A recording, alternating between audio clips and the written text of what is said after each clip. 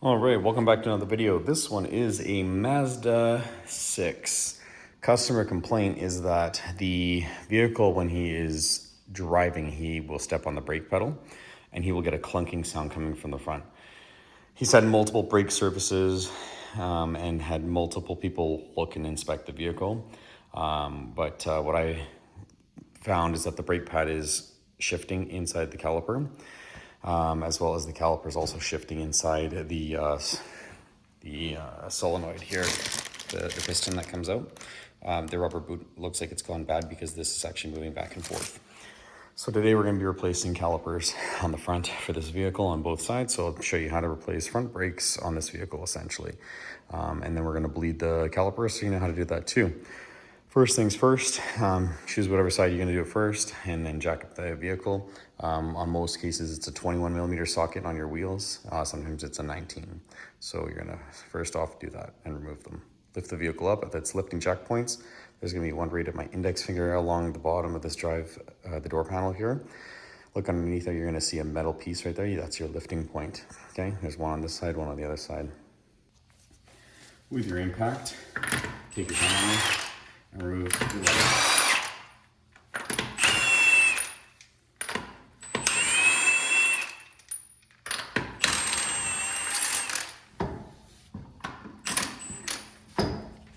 And remove the wheel.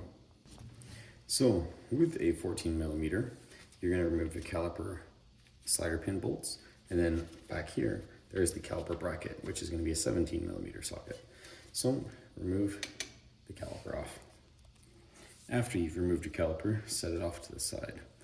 Next thing you're going to do is you're going to be taking your brake pads off. Very easy, very straightforward. Okay, remove those. Now, with your 17mm socket that's just on the back side here, one here, and then another one just right here, or where my middle finger is, you're going to remove those two bolts now. After you crack those 17mm bolts loose and free, take them off my hand.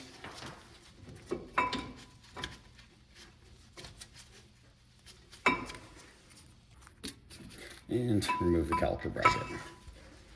Set it off to the side.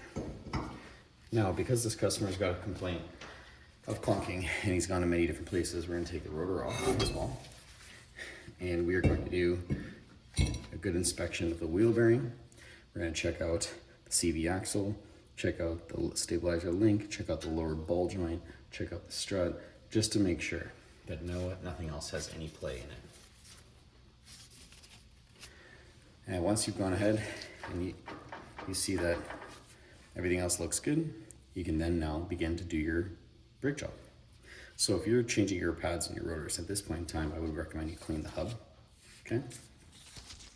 As you can see over time, the hub gets very dirty and full of rust. And then I like to use anti-rust and copper seals just to make it have a clean surface. Don't clean your studs. You can use a wire brush, but that's it. But clean up the hub before you put your new one on. So with a wire brush, go around your hub. Okay, get in there, clean it all up. Make sure that the mating surface is clean. Okay, all the way around. Clean the studs all the way around.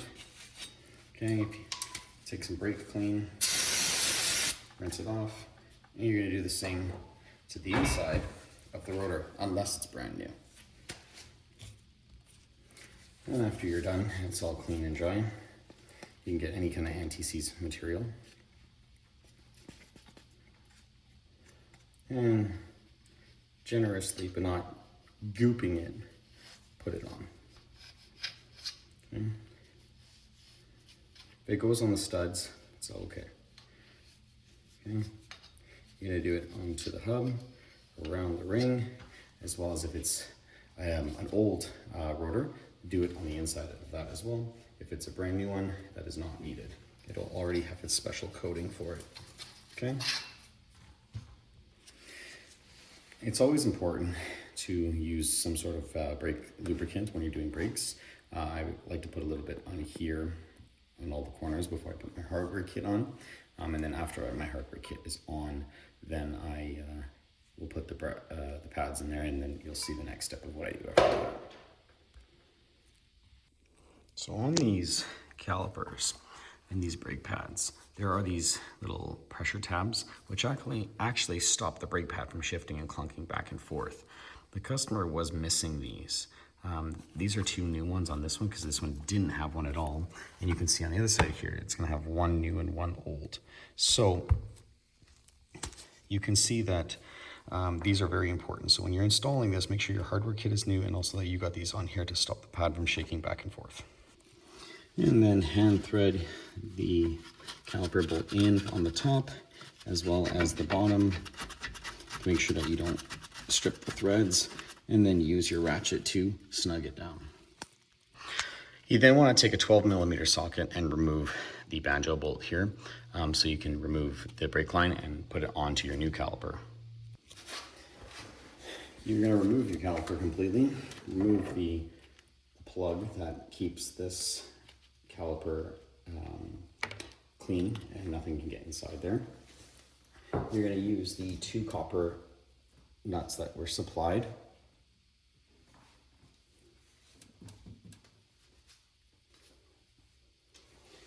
Put one on top of the banjo bolt, then it will go through, and then this one will be on the bottom.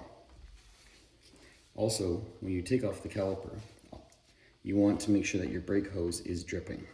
If your brake hose is not dripping, it's a good indication that your brake hose is either swollen or broken or cracked and needs to be replaced. As you can see here, you're going to have the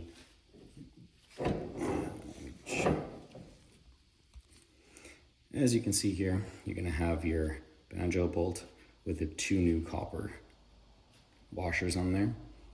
Okay, you want to hand thread it in. Once it's on the caliper, then you're going to snug it down.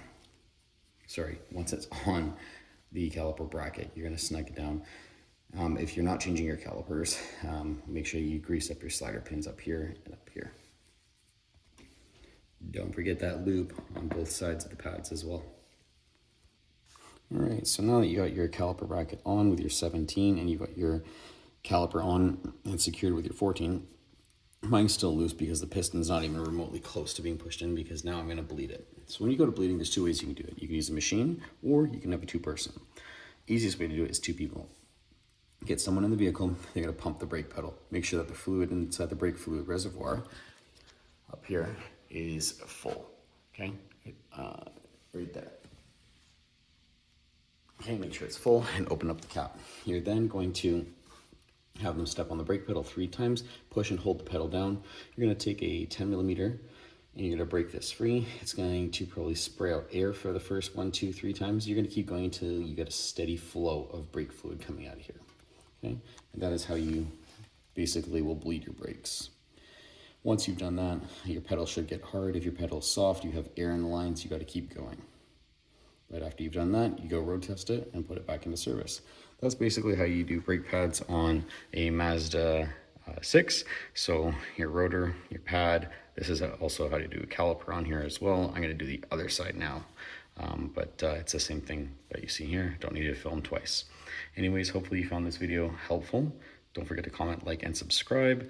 And if you have any questions, hit it down in the comments below. And thanks again for watching the video.